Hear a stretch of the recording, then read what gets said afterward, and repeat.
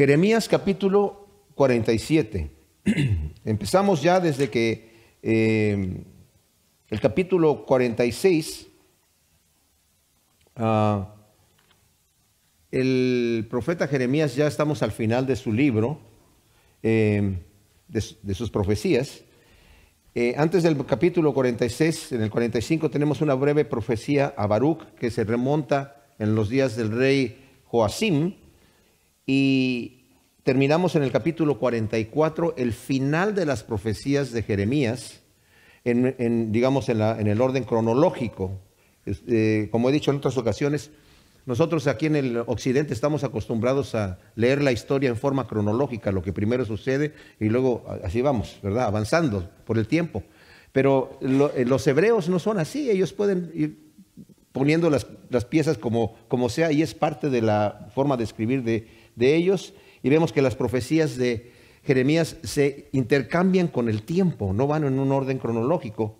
Y aquí estamos viendo unas profecías que están dichas antes de sus últimas profecías, cuando todavía estaba Jeremías en Judá. Y las profecías que está dando Jeremías aquí, hasta el final casi del libro, porque al final el último capítulo es el capítulo 52, que vuelve a narrar la caída de Babilonia, casi exactamente igual como ya la narró antes, pero lo vamos a estudiar de cualquier manera cuando lleguemos allí.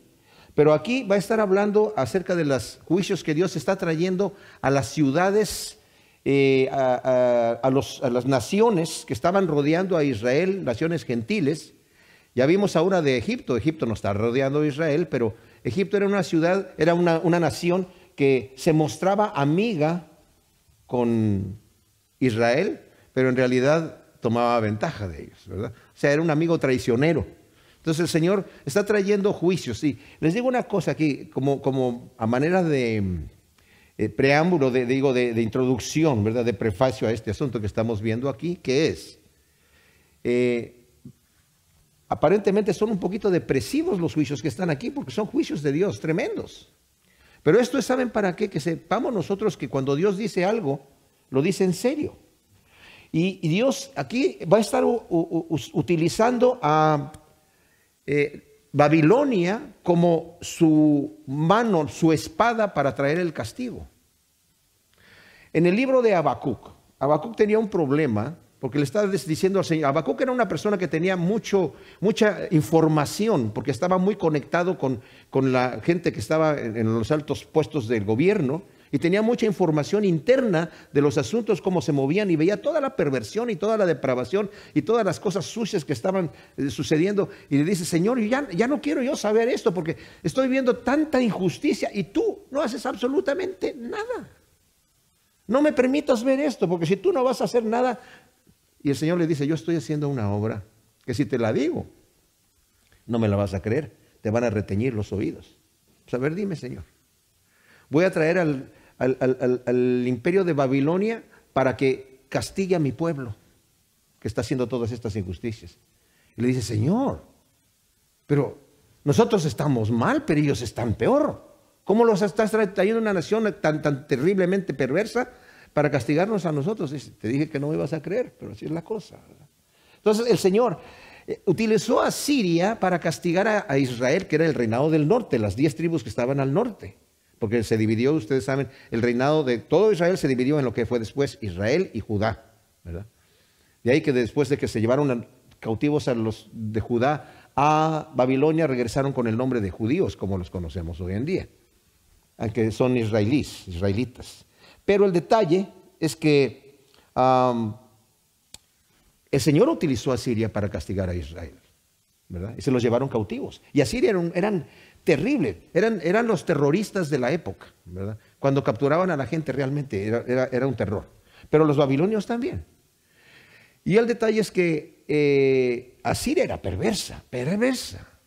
Y ahora el Señor está utilizando a Babilonia sobre todas estas naciones, sobre Egipto, sobre Filistea, sobre Moab, sobre Amón, sobre todo lo que vamos a ver, todas las naciones que vienen aquí. Viene el juicio de Dios contra estas naciones. Ya hubo un juicio contra Siria misma, porque el Señor, lo leímos también en las profecías incluso de Isaías, que dice: yo te usé como un instrumento para castigar a mi pueblo, pero tú te ensañaste y tú confiaste en tu poder y no viste que era yo el que te estaba utilizando. Mis hermanos, Dios es el que pone y es el que quita, ¿verdad? Y en este caso, Nabucodonosor tuvo que aprender a la dura, ¿verdad? Que era Dios el que ponía a la gente y el que la quitaba. Cuando lleguemos al libro de Daniel lo vamos a ver más a fondo, ¿verdad? Pero vamos pues entonces a entrar al juicio sobre Filistea, porque es bastante lo que vamos a tratar de cubrir hoy y espero que nos alcance el tiempo, ¿verdad? Entonces los filisteos, ustedes saben, bueno, lo vamos a ver aquí, lo vamos a leer aquí, vamos a ver de dónde viene, ¿verdad? El tiempo en que Jeremías recibe esta revelación de Yahvé fue, nos dice aquí en el versículo primero, revelación de Yahvé al profeta Jeremías acerca de los filisteos antes que Faraón destruyera Gaza. Faraón llegó, se cree que es Faraón Necao, el mismo que fue a luchar contra Asiria para quitarle los territorios que había por allí. Algunos dicen que fue a fortalecer a Siria porque los babilonios y los medos ya habían derrotado a Siria y estaba muy débil. Y como él quería tener la fuerza, fue como a reforzarlos un poquito, pero no se sabe exactamente bien, ¿verdad? Y tomó posesión de lo que era todo Siria para agrandar su imperio, ¿verdad? Y en el proceso se cree que en ese tiempo es cuando llega, invade también allí a Filistea, pero no la destruye completamente, solamente la invade y todo eso, como que los hace vasallos, o sea que ellos tenían que estar pagando impuestos, pero hasta allí quedó, solamente para gobernar el territorio. Entonces nos está diciendo, esta profecía es antes de que eso sucediera y se cree que es en el tiempo donde estaba Necao, que subió a eso y regresó, y fue cuando subió a ese asunto que mató al rey Josías, que fue el padre del rey Joacim y también padre del rey Sedequías, ¿verdad? Porque estos dos reyes eran hermanos. Entonces, eso es antes de que eso sucediera. O sea, aquí la profecía no es acerca de la destrucción de Faraón Necao, sino de la destrucción que va a traer Nabucodonosor 4 años o 5 años más adelante, ¿verdad? No sabe, sí, más o menos. Y es una profecía terrible aquí, ¿verdad? O sea, de juicio completo. Entonces dice aquí, así dice Yahvé, he aquí aguas que se alzan del norte, ya son un torrente inundador que inunda la tierra y su plenitud. Las ciudades y los que en ellas habitan, claman los hombres, se lamenta todo morador de la tierra por el galopar de sus caballos, por el alboroto de sus carros, por el estruendo de sus ruedas. Los padres ya sin fuerzas, ni siquiera miran por sus hijos. El ejército de Babilonia, mis amados, era un ejército imponente. Y nosotros sabemos que estaban acostumbrados estos pueblos a la guerra, ¿verdad? A tener confrontaciones fuertes. Los filisteos eran unos enemigos constantes de Israel y estaban en guerra constante con los filisteos, con el pueblo de Israel. Pero cuando nos dice que las aguas que vienen del norte, está hablando del ejército de Babilonia que viene del norte, porque Faraón venía del sur, venía del otro lado, ¿verdad? De Egipto.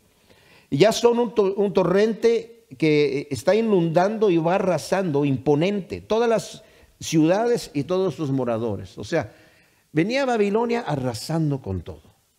Y este es el juicio que el Señor está trayendo sobre naciones que eran enemigas de Israel, que estaban totalmente aprovechándose, atacando a Israel todo el tiempo. Y esa ha sido la historia de Israel, mis amados. Por eso nosotros en nuestras reuniones de oración, la primera oración que tenemos como iglesia es oramos por la paz de Israel. En este momento, Israel está rodeado de naciones que lo aborrecen. Y eventualmente, como nos dice la profecía, van a hacer guerra y el Señor va a pelear por ellos, ¿verdad? Eso viene todavía en el futuro. Entonces, el ejército caldeo viene con tanto ímpetu que los ejércitos de las demás naciones ni siquiera se atreven a enfrentarlos.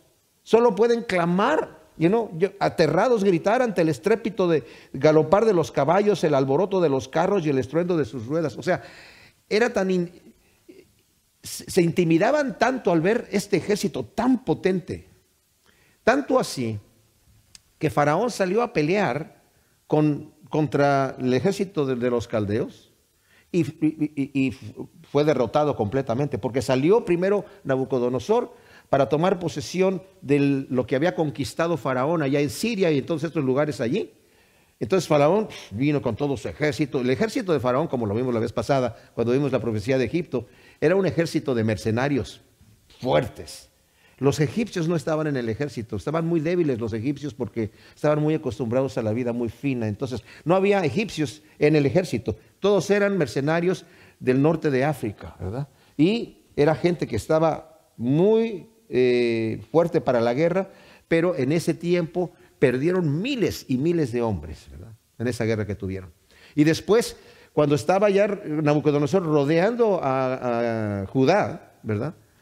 Para atacarla, vinieron los caldeos para pelear contra, vinieron los egipcios para ayudar a los israelitas que estaban allí, al ejército que estaba dentro de la ciudad, estaban sitiados. Y cuando Nabucodonosor se enteró de que estaban viniendo esta gente, ¿verdad? Se separaron de la ciudad, se fueron a pelear con ellos. No querían que se les uniera el ejército de los judíos a los ejércitos de egipcio, ¿verdad? Entonces se fueron a pelear con ellos y cuando vieron los egipcios que venía el ejército de Babilonia, corrieron y se regresaron, ya no pelearon. Entonces ya nunca más volvieron a pelear. Y al final los van a destruir, la profecía que vimos la vez pasada. Entonces se imaginan ustedes, los filisteos también tenían soldados de guerra, pero en este momento, con el ímpetu de los carros y los caballos y todo esto que están viendo, la gente ya, los valientes se acabaron. Y dice aquí el versículo 3, por el galopar, dice, de los caballos, en el alboroto de sus carros, por el estruendo de sus ruedas, los padres ya sin fuerzas ni siquiera miran por sus hijos. Es tal el terror que los padres ya sin fuerzas, de manera antinatural, ni siquiera miran por sus hijos que están siendo asesinados por los caldeos. Está fuerte, porque un padre, ¿verdad? Un padre, un padre que sea por lo menos la mitad de padre, ¿verdad? No va a dejar que sus hijos les los toquen, sino va a arriesgar su propia vida para defender. Y aquí dice, los padres están sin fuerza ya, ni siquiera miran por sus hijos que salen corriendo si pueden, ¿verdad? Porque el día asolador le llega a Filistea, y en Tiro y en Sidón se ha cortado hasta el último de sus defensas. Yahvé destruye a los filisteos y al resto de la costa de Caftor. O sea, la profecía predice el día de desolación que vendrá a Filistea y también a Tiro y Sidón, ciudades fenicias. Más adelante vamos a ver unos juicios de Jeremías contra Tiro y Sidón, pero ellos más o menos se ayudaban los unos a los otros, ¿verdad? Se ayudaban los unos a los otros y por eso lo está incluyendo aquí. Porque el día asolador llega a Filistea y ya los de Tiro y Sidón ya como que dijeron, no te podemos ayudar. Ustedes nos ayudaron. Nabucodonosor trató, y no solamente trató, sino rodeó a los de Tiro y Sidón, a las ciudades para conquistarlas, pero le costó trabajo, ¿verdad? Estuvo ahí 12 años. Los filisteos ayudaron a los sidonios a protegerse de los babilonios, pero ahora ellos no los pueden ayudar. Fíjense, 12 años sitiados. ¿Saben por qué 12 años? Porque normalmente sitiaban a una ciudad para que no tuvieran manera de salir o entrar para tener alimentos. A veces cortaban las fuentes de aguas, entonces no tenían ni agua ni alimentos. Pero los de Tiro y Sidón estaban en el mar y todas sus fortalezas llegaban hasta dentro del mar. Entonces estaban comiendo y estaban tranquilos, o sea, no les faltaba nada, ¿verdad? Pero al final se cansaron y dijeron, oye, ya este hombre creo que no se va a ir, ya tiene aquí 12 años.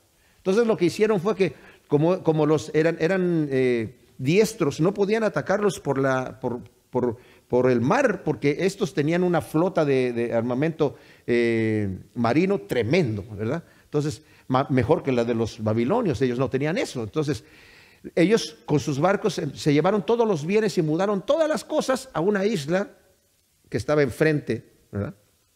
De manera que ya al final dijeron, ok, pues entren los babilonios, y ya cuando entraron los babilonios no había nada.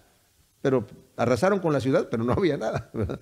Entonces, pero en este caso, los filisteos estuvieron ayudando a los de Tiro y Sidón a mover sus cosas. Pero en este caso, los de Tiro y Sidón no se regresan, no dicen, aquí no va a pasar nada, ¿verdad? Entonces, los filisteos habían llegado a la isla de Caftor. Ellos, de la isla de Caftor, que es la isla de Creta, a establecerse en Palestina. Según Amós 9:7, ellos eran de allí y por peligros que tuvieron allí, otras guerras y otras cosas, y se mudaron a la costa que está enfrente y se establecieron en la costa del mar Mediterráneo, ahí en Palestina, y es ahí donde estaban en la región después de que fue de Judá.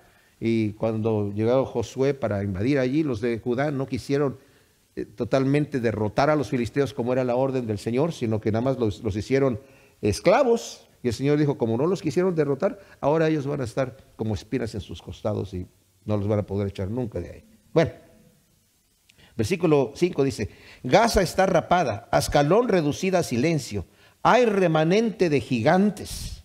¿Hasta cuándo os sajaréis? Ahora, Gaza está rapada. Esto puede significar que está rapada en señal de duelo, porque la gente se rapaba en señal de duelo, o arrasada, o sea, rapada por los caldeos que la arrasaron completamente. Ascalón, otra de las ciudades importantes de los filisteos, está reducida ahí al silencio. Ahora, en algunos de ustedes dice gente del valle, ¿verdad? Algunas de las versiones dice gente del valle. Aquí lo traduce la Biblia textual que estoy leyendo yo, remanente de gigantes. Y esto está sacado de la versión Septuaginta, que se puede traducir de esas dos maneras, de cualquier manera, ¿verdad? ¿Hasta cuándo os sajaréis? ¿Esto qué quiere decir? Se cortaban las manos y se cortaban el cuerpo en señal también de duelo, en señal de que, ay, mira lo que nos está pasando, y se cortaban. Eran prácticas paganas que tenían esta gente, ¿verdad? Luego dice el versículo 6 y 7, ay, espada de Yahvé, ¿hasta cuándo no descansarás? Vuélvete a la vaina, descansa y estate quieta. ¿Cómo podrá estarse quieta cuando Yahvé la ha mandado? Cuando la ha destinado contra Ascalón y la costa del mar. Ahora, el clamor del versículo 6 se puede traducir de diferentes maneras, y yo lo estuve leyendo en varias versiones de la Biblia. Algunas lo tienen como el clamor de desesperación de los filisteos que están diciendo, ¿verdad? Donde dice, ay, remanente de gigantes, ¿hasta cuándo sacaréis? Y gritaban, ay, espada de Yahvé, ¿hasta cuándo no descansarás? Puede ser esa una traducción. Y la otra puede ser que el clamor de compasión de Jeremías al ver la terrible devastación y muertes de los filisteos. A pesar de que eran enemigos, de cualquier manera el profeta dice, oye, Señor, descansa ya, ¿verdad? La espada. Vamos a ver más adelante que en la siguiente profecía que vamos a ver acerca de Moab.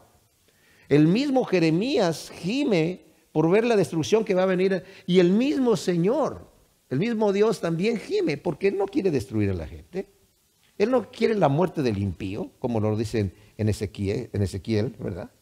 Entonces se puede traducir de esas dos formas. Pero el mismo profeta reconoce que no podrá detenerse, porque Yahvé la ha enviado. O sea, como el Señor la ha enviado, no se va a poder detener. Ahora, Jeremías capítulo 48. Aquí vemos la sentencia contra Moab. Esta profecía contra Moab, vamos a leer el primer versículo, dice, acerca de Moab, así dice Yahvé Sebaot, Dios de Israel, ay de Nebo arrasada, de Kiriataim avergonzada y conquistada, la altiva fortaleza ha sido derrotada y deshecha.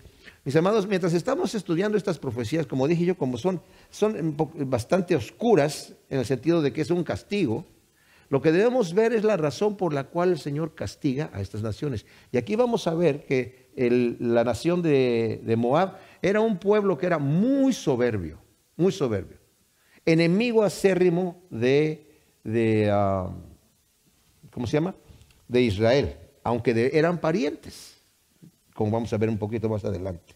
Esta profecía contra Moab es de la destrucción total que les va a venir por medio del ejército de Babilonia. Y si ustedes comparan la profecía de Isaías capítulo 15 y 16 a esta, son casi iguales. Nada más que la de Isaías 15 y 16, aunque son dos capítulos, es mucho más corta que esta, porque este capítulo tiene 47 versículos. Entonces, los dos capítulos de Isaías es más corta, pero está diciendo la misma situación. Algunos piensan que esa profecía de Isaías se refería a otra, ¿cómo se llama? Invasión que tuvo Moab por el año 715, cuando Salmanasar, rey de Asiria, invadió y se llevó a mucha gente cautiva ahí, ¿verdad?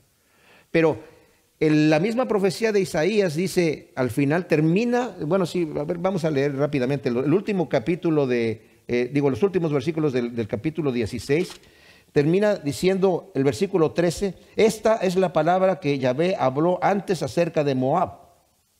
O sea, ahí parece que termina la profecía y luego dice, pero ahora Yahvé habla diciendo, dentro de 3 años de jornalero, la gloria de Moab será abatida con toda su gran multitud, y los que queden serán pocos, escasos y sin ningún valor. O sea que como que da esa profecía que es igual a esta que estamos viendo aquí en el capítulo 48, del capítulo 15 y 16, acerca de los babilonios. Pero dice, pero ahora también les voy a anunciar, en 3 años más va a ser conquistada Moab y van a quedar muy pocos. Y es cuando Salmanasar, el rey de Asiria, llegó, invadió y se llevó a muchos cautivos de allí. Así que no la confundamos. No pensemos que Isaías está hablando de otra profecía, es la misma, porque cuando vemos los versículos son casi idénticos, ¿verdad? Entonces, Nebo, dice que va a ser arrasado Nebo. Nebo era el nombre de uno de los dioses de los amonitas. También era el nombre de uno de los montes de ahí. De hecho, desde ese monte Nebo, cuando nosotros lo leemos en Deuteronomio 34, del 1 al 6, nos dice que el Señor mandó a Moisés. Le dijo, tú no vas a entrar en la tierra prometida, pero te la voy a permitir ver. Subió, dice, vete ahí al territorio de los amonitas, súbete al monte Nebo y de ahí vas a ver la tierra prometida. Entonces desde ahí alcanza a ver, porque Moab estaba en una altura, era parte de su defensa, su posición geográfica que tenían, ¿verdad? Porque para subir ahí había que subir, era difícil para los ejércitos llegar a conquistar.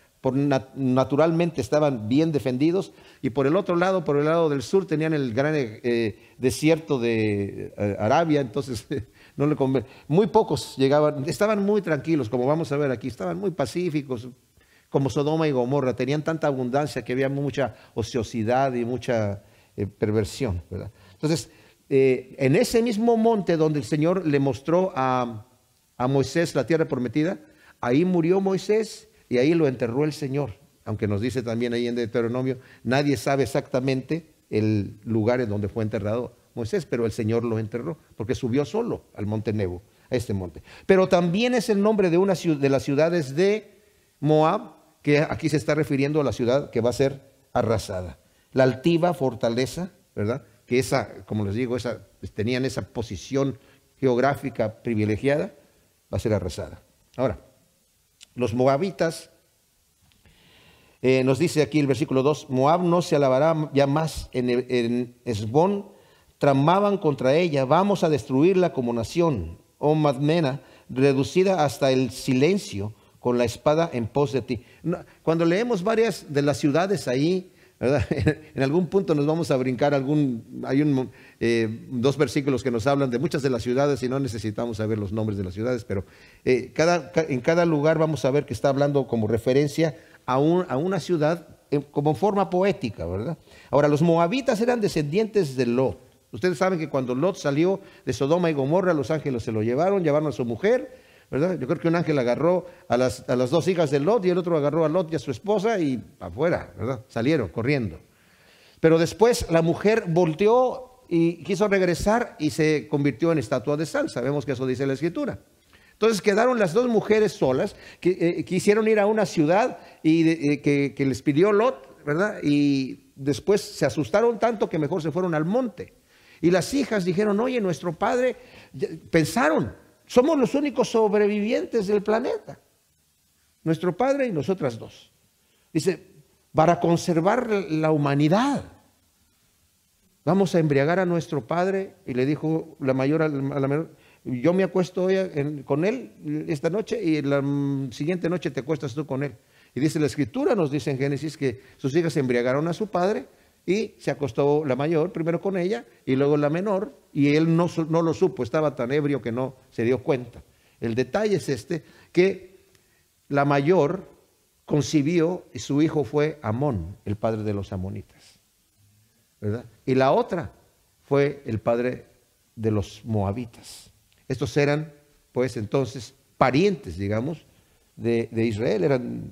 Y el Señor, cuando entraron al territorio, porque también estaba el territorio de Edom, que era el hermano de Jacob. Jacob, después el Señor le cambió el nombre a Israel.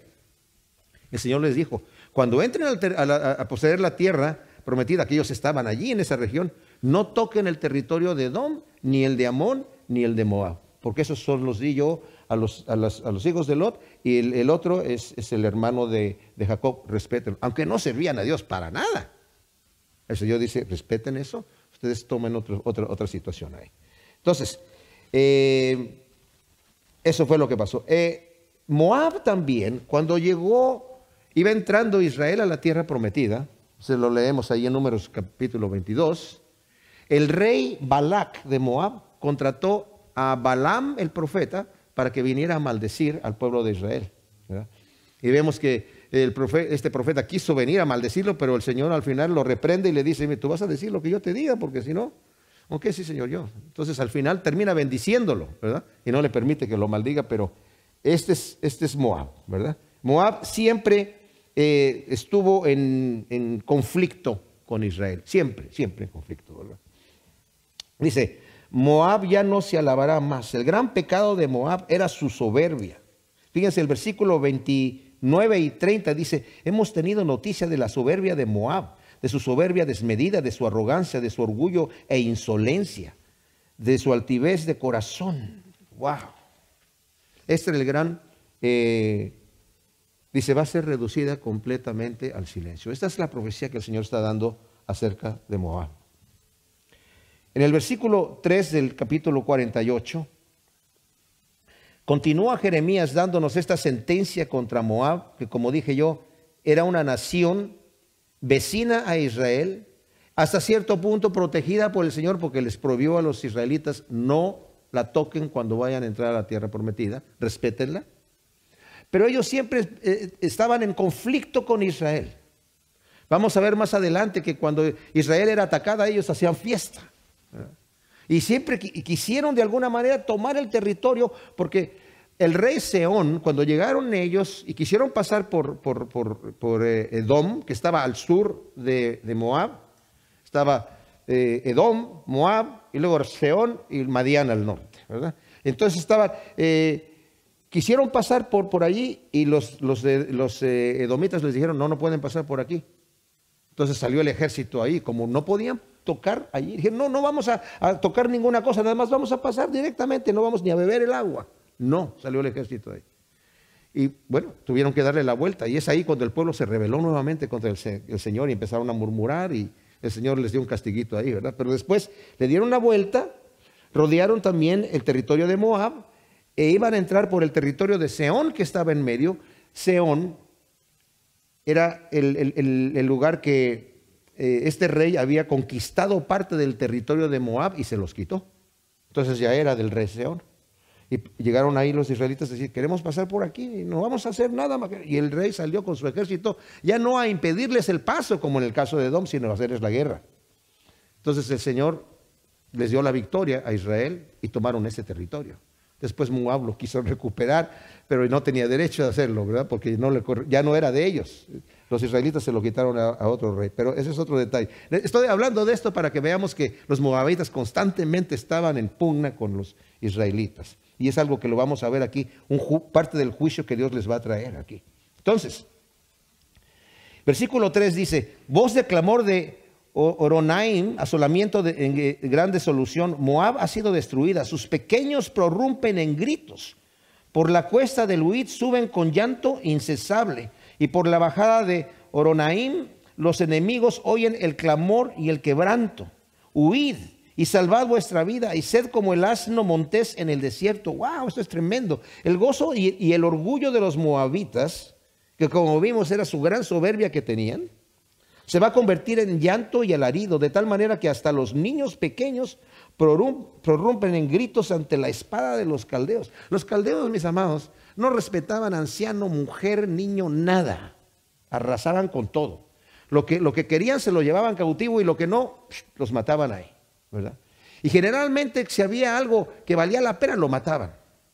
O sea, yo no sé exactamente cómo escogían a la gente para llevársela, ¿verdad? Pero el Señor ya les había dicho, ¿verdad? Los que huyan de la espada van a ir cautivos, y los que no vayan cautivos van a terminar en pestilencia, van a terminar de alguna manera con el juicio del Señor, ¿verdad? Ahora, se gritan unos a otros, dicen, huyan al desierto como asnos monteses para salvar sus vidas. Estaban acostumbrados a una vida tranquila, a una vida con abundancia, y para salvar la vida, vámonos por donde podamos, a huir al desierto, ¿verdad? Aunque no tengamos nada. Y es lo que se gritaban unos a otros, ¿verdad? Donde dice en el versículo 6, ¿verdad? Pero dice, por confiarte de tus bienes. Vamos a ver aquí, una de las razones, vamos a ver dos razones que aquí se mencionan, por las cuales viene el juicio de Dios a esta nación. Por confiarte en tus bienes y tesoros, tú también serás conquistada. Quemos será llevado al cautiverio, con sus sacerdotes y sus príncipes juntamente. Y el que destruye vendrá a cada pueblo y ninguno escapará. Se arruinará el valle y será destruida también la llanura, como Yahvé lo ha dicho. Dad alas a Moab para que escape volando, sus ciudades quedan desiertas, no hay en ellas morador. ¡Wow! ¡Qué tremenda cosa! Y el último versículo dice aquí, maldito el que haga la obra de Yahvé indolentemente, maldito el que retraiga su espada de derramar sangre. Es tremenda esta profecía. Dice aquí, por confiarte en tus bienes serás dejada en nada. Qué tremenda lección, ¿eh?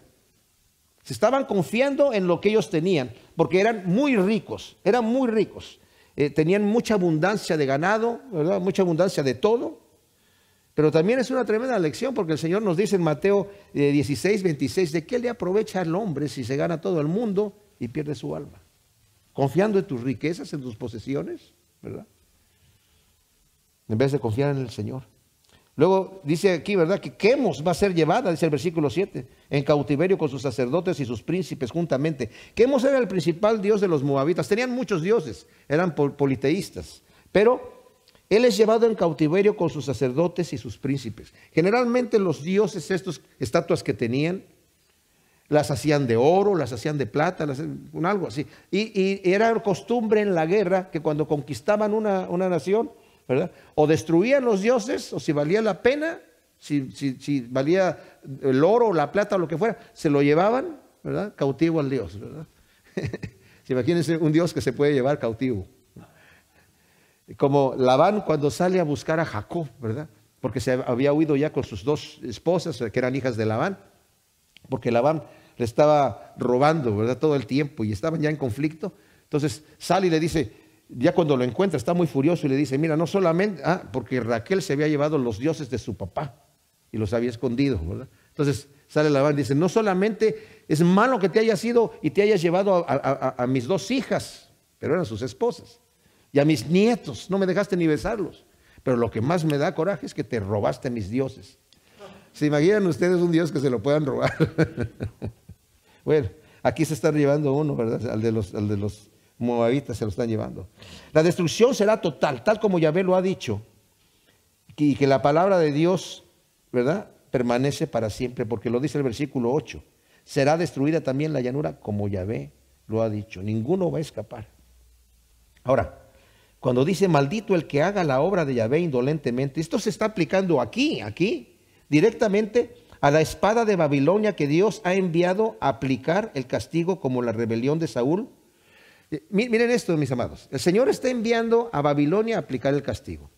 Esto no es que el Señor le esté diciendo maldito en este momento a Babilonia. No. Lo que pasa es que es una forma en la que el profeta, de alguna manera, poéticamente, entre la poesía hebrea, ¿verdad?, de que esto se va a cumplir. Se va a cumplir, como vimos en el capítulo anterior. Cuando dice, ¿hasta cuándo, espada de Yahvé? ¿Hasta cuándo vas a descansar? Vuélvete a la vaina. Dice, pero ¿cómo va a poder estarse quieta cuando Yahvé la ha enviado? Y aquí está diciendo, maldito el que haga la obra indolentemente. Se está refiriendo a que Dios ha enviado a Babilonia a aplicar el castigo. Pero también el Señor un día envió a Saúl a destruir a Amalek, porque Amalek, cuando venía el pueblo de Israel del desierto a la tierra prometida, salió sin que Israel lo hubiera provocado, atacar a los que venían atrás, que eran los ancianos y los niños. Y hubo una lucha contra Amalek, pero no fue destruido completamente. Y después, cuando ya el rey Saúl fue elegido rey, el Señor le ordenó, ve a Amalek y termina con todo, arrasa con todo Amalek. Y él perdonó a lo mejor de los ganados y no sé cuánto. Entonces el Señor le dijo que había estado en rebelión. Por eso está diciendo aquí, maldito el que haga la obra del Señor indolentemente. Ahora, pero esto también se aplica, mis amados, a cualquier cosa que nosotros hacemos para Dios en el ministerio. Podemos estar haciendo la obra del Señor indolentemente, ¿verdad? No como debe ser, sino, si tengo tiempo, si me alcanza, lo voy a hacer, y si no, no. Desde su juventud Moab fue negligente. Sobre su sedimento ha estado reposado, nunca fue trasegado de vasija en vasija, nunca estuvo en cautiverio. Así conservó su gusto y no alteró su aroma. Por tanto, he aquí vienen días, dice Yahvé, en que yo le enviaré tinajeros que lo trasieguen y vaciarán sus vasijas y romperán sus odres. Entonces Moab se avergonzará de Quemos, como la casa de Israel se avergonzó de Betel, en quien confiaba. O sea, Moab ha estado reposado y tranquilo, como el vino, ¿verdad? Está diciendo, no ha sido pasado de vasija en vasija. Ahora, yo estuve viendo varios comentarios y yo no sé cómo se hace el vino, y mucho menos cómo se hace en la época antigua, cómo se hacía, ¿verdad? Algunos comentaristas dicen es que cuando el vino ya está ahí reposado y el sedimento queda ahí, hay que vaciarlo a otra tinaja más limpia, porque el vino queda más clarito, y después cuando se hace un sedimento ahí se vasa a la otra para que alcance su buque. Y otros comentaristas dicen, el vino se tiene que quedar ahí reposando para que se haga añejo, ojo, y tome su fuerza. Entonces, de cualquier manera que sea, la comparación, nunca has tenido ningún disturbio, has estado tan tranquila, ¿verdad? Que tu aroma y como has quedado firme, ¿verdad?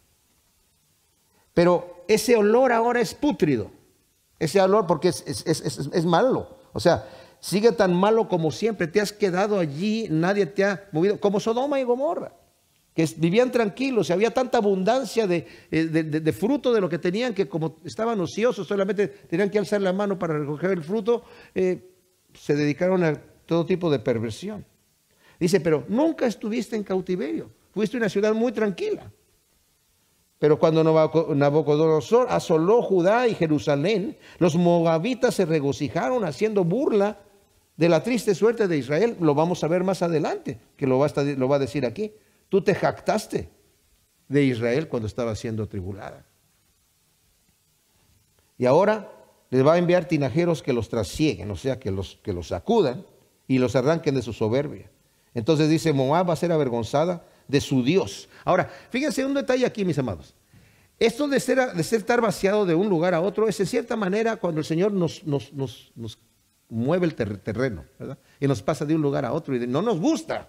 No nos gusta que nos deje tranquilo, estamos bien, estamos a gusto y estamos ahí en nuestro lugarcito. Pero cuando el Señor nos mueve el territorio, es bueno para nosotros, es bueno, ¿verdad? El Señor eso lo utiliza para bien. Entonces, dice, Moab se va a avergonzar de su Dios, que no lo pudo librar, se va a avergonzar de Quemos. Y luego lo menciona aquí, ¿verdad? Como la casa de Israel se avergonzó de Betel, en quien confiaba. En Betel fueron los dos becerros que hizo Jeroboam, ¿verdad?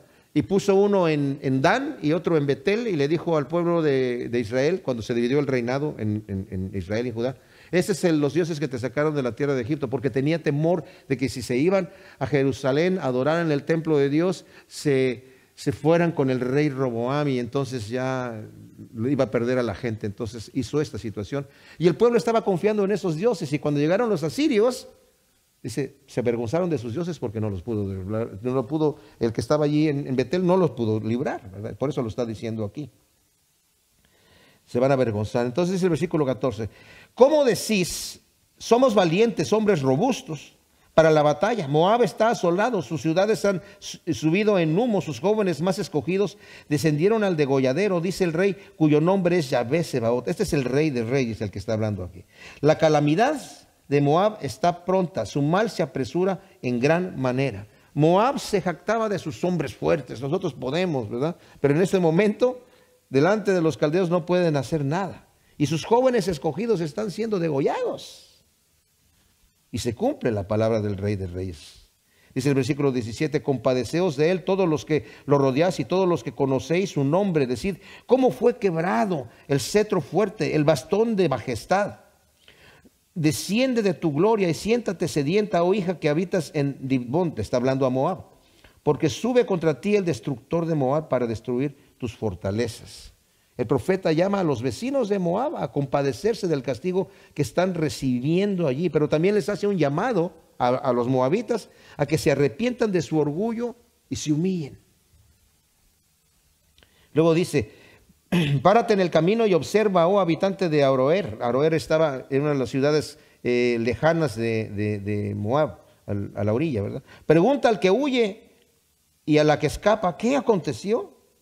Moab fue derrotado y desfallecido, lamentad y llorad, anunciada en el Arnón, es un río que estaba ahí a la orilla de Moab, que Moab está arrasado, que la sentencia contra la llanura ha sido ejecutada, y luego dice todas estas ciudades que no nos van a ayudar a conocerlas, nada más me las voy a saltar, ¿verdad? Y al final dice, contra todas las ciudades de la tierra de Moab, dice el versículo 24. Han arrancado el cuerno de Moab, su brazo está quebrado, dice Yahvé. O sea, los habitantes de las ciudades lejanas en Moab van a preguntar al que viene corriendo, ¿qué pasó? ¿Qué ha acontecido? Y van a gritar, Moab fue derrotado, ha desfallecido. Y luego el Señor llama a lamentarse nuevamente, a llorar, porque todo Moab es arrasado con todas sus ciudades. Y el cuerno, ¿qué quiere decir? La fuerza, el poder de Moab ha sido quebrantado. Lo dice el versículo 26. Embriagadlo, quiso engrandecerse contra Yahvé, revuélquese Moab en su propio vómito y también él conviértase en objeto de burla. ¿No ha sido Israel objeto de burla para ti? Fíjense cómo ellos se burlaban de Israel. ¿Acaso has sido sorprendido con ladrones de cuantas veces hablas de él? ¿Que cuantas veces hablas de él mueves despectivo la cabeza? Dejad las ciudades y habitad en peñascos, oh moradores de Moab, sed como la paloma que anida al borde del precipicio. O sea, cuando dice embriagarlo de la copa de la ira de Yahvé, porque quiso engrandecerse contra Yahvé. En el capítulo 25, versículo 15 y 16 dice, van a beber la copa hasta los sedimentos, y es la copa de la ira del Señor, ¿verdad? La sentencia a que Moab se revuelque en su propio vómito y llegue a ser objeto de burla es por haberse burlado de Israel cuando sufría alguna calamidad. Como si se dice, ¿acaso lo encontraste con ladrones? Como si se hubiera juntado con ladrones, como si que por algo malo que hizo estuviese sufriendo esa calamidad, ¿verdad? Israel. Y a veces sí era así. Pero dice, hemos tenido noticia de la soberbia de Moab, de su soberbia desmedida, de su arrogancia, de su orgullo e insolencia y altivez de corazón. Yo conozco tus jactancias, dice Yahvé, pero vano es aquello de que te jactas, vano es lo que haces por su altivez. Proverbios 6, ¿verdad? Dice, 6 cosas aborrece el Señor y la séptima es abominación. Y la primera que está son los ojos altivos, la que está en la lista, ¿verdad? Dios conoce la vana jactancia de Moab, pero va a ser humillada, completamente destruida. Por eso me lamento como Moab. Sobre Moab entero clamo y gimo por los hombres de Kir Ares. Lloraré por ti más que por Jazer. Oh viña de Sibma, tus sarmientos pasaron sobre el mar, llegando hasta las aguas de Jazer. Sobre tu cosecha y tu vendimia ha caído el desolador. Y cesaron la alegría y el regocijo en las vegas de la tierra de Moab. Acabé con el vino de tus lagares, nadie los pisará con alborozo, porque el alborozo no será más alborozo. Ahora, se describe el clamor de la desesperación aquí. Yahvé mismo se está lamentando aquí por la destrucción de Moab, porque no le place a Dios castigar al impío, no le place. Pero su carácter de santo tiene que lidiar con el pecado. Ahora, Sibma, Moab era famoso por su vino, era el orgullo, ¿verdad? Y Sibma era como el lugar en donde se hacía el mejor vino. Y dice, tus vidas van a ser transportadas a otro lugar. El regocijo de tu vendimia y de hacer el vino va a cesar por completo. Lo dice el versículo 34, desde donde clama Esbón hasta Eleale y hasta Jaasa dieron su voz, de Zoar hasta Oronaim, cual novilla de 3 años, porque las aguas de Nimrim también serán asoladas. También haré que cesen en Moab, dice Yahvé, el que ofrece holocaustos en los altos y el que ofrece incienso a sus dioses. Por eso mi corazón gime con voz de flauta por Moab, mi corazón gime con voz de flauta por los hombres de Kir Ares, por la abundancia adquirida porque la abundancia adquirida se ha esfumado, toda cabeza está rapada y toda barba raída, y sobre toda mano hay sajaduras, y sobre todo lomo cilicio, sobre todos los terrados de Moab, y en sus plazas hay lamentación por todas partes, porque he roto a Moab como vasija a la que nadie valora, dice Yahvé. Lamentad como está quebrantado, como dio Moab la espalda avergonzada, y así será Moab motivo de burla y desaliento para todos sus vecinos. O sea, la soberbia que tenía se convierte en humillación, la vemos en este momento. Y también el Señor vuelve a llamar: lamentense por esta situación. Su soberbia, dice, ahí donde quemaban sus inciensos, aún en los terrados, dice, va a haber lamento, ya no va a haber nada de gozo, porque dice, toda cabeza está rapada en señal de duelo, toda barba raída en señal de duelo, toda mano sajada en señal de duelo, sobre todo lomo hay silicio en señal de duelo. Wow. Es tremendo cuando el juicio de Dios viene, mis amados. No es un chiste, ¿verdad? Y en este caso es algo que tiene que hacer el Señor con una nación que era tan malvada y tan abusiva con Israel. Porque así dice Yahvé: he aquí como águila se alabanza sus alas extendidas contra Moab. Este es el ejército caldeo, se va a balanzar como águila sobre Moab. Son tomadas las ciudades y las fortalezas conquistadas. Aquel día el corazón de los valientes de Moab será como el corazón de una parturienta. Moab será destruida hasta dejar de ser pueblo. Wow. Porque se engrandeció contra Yahvé. Ahí está, mis amados. Se engrandeció contra Yahvé. Lo vuelve a repetir aquí. Que se ha jactado contra Yahvé. Terror, foso y trampa están sobre ti, oh morador de Moab, dice Yahvé. El que huya del terror caerá en el foso. El que salga del foso caerá en la trampa. Porque hago que le llegue a Moab el año de su visitación, dice Yahvé. O sea, todas estas cosas van a venir sobre Moab por su soberbia, por su jactancia, por su rebeldía. Luego, donde dice, a la sombra de Hesbón los fugitivos están sin fuerzas. Un fuego ha salido de Hesbón, una llama de en medio de Seón, que devora el extremo de Moab y la coronilla de los hijos de revoltosos. Esta es una profecía que también aparece en Números 21, 28, casi letra por letra, dada por Moisés, acerca de lo que le iba a pasar después a Moab, ¿verdad? Y esa era en la época en donde estaban con este conflicto, ¿verdad? Que yo les había dicho de las hijas de Balaam y todo este asunto, digo de Balaque. Eso fue después, ya cuando Josué quiso entrar ahí, pero esa profecía la dice Moisés en Números 21, 28, ¿verdad? Que es casi palabra por palabra lo que dice aquí.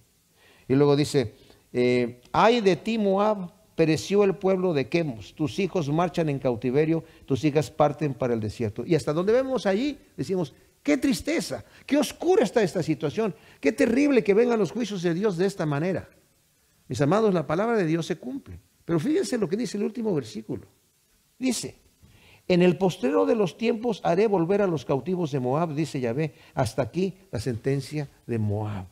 O sea, Dios, cuya misericordia es para siempre, promete que en los postreros tiempos hará volver a los cautivos de Moab. Como en Isaías 19, del 18 al 25. Aunque vinieron profecías contra Siria, contra Egipto y contra otros pueblos, profecías de destrucción completa, dice, pero en los postreros tiempos van a estar todos juntos alabando al Señor y todos juntos van a servir. O sea, hay una restauración. Dios no castiga así a secas, sino Dios disciplina para que el pueblo se arrepienta. Y al final del tiempo, como dice la Escritura en Efesios, todas las cosas van a ser reunidas en Cristo Jesús. Él va a arreglar todas las cosas, mis hermanos. Esta profecía concerniente a Moab es larga aquí, pero aquí termina. Y termina de forma consoladora, ¿verdad? Y termina con las palabras, hasta aquí, la sentencia de Moab. Pero termina con un buen fin. ¿El fin cuál es el postrero tiempo aquí? Cuando el Rey de Reyes venga a reinar. Hasta entonces, porque dice, Moab va a dejar de ser pueblo. De ahí venía Ruth, la moabita, ¿verdad? Porque era un lugar había mucha abundancia, y cuando había hambre, ¿verdad? Noemí con su esposo se fueron, su familia y sus hijos se fueron allá a vivir a Moab. Ahí se casaron y después se murieron todos los hombres y nada más quedaron las mujeres, y se regresó Ruth, la moabita, que está en la ascendencia de Cristo Jesús, ¿verdad? Pero, ¿conocen algún moabita hoy en día? Dejaron de ser pueblo. Pero al final dice el Señor, yo los voy a reunir nuevamente. ¿Cómo va a ser eso? No sabemos, pero el Señor lo ha prometido. Señor, gracias te damos por tu palabra. Ciertamente vemos, Señor, que tú eres un juez justo, Y cuando el hombre se rebela contra ti, Señor, tú tienes que traer el castigo. Ahora nosotros, Señor, sabemos que todos nuestros pecados y nuestras rebeliones, de las cuales somos culpables, han sido puestas en Cristo Jesús y llevadas a la cruz del Calvario. Y Señor, todo nuestro expediente ha quedado totalmente limpio, lavado en la sangre de Cristo. Y gracias te damos por eso, Señor. Y ahora confiamos en tus promesas. Te pedimos que nos lleves con bien, nos guíes y permitas que esto que hemos aprendido se siembre en nuestro corazón como semillas en buena tierra y produzcan su fruto al 100 por uno. Podamos nosotros meditar en esto, Señor, en el nombre de Cristo Jesús. Amén.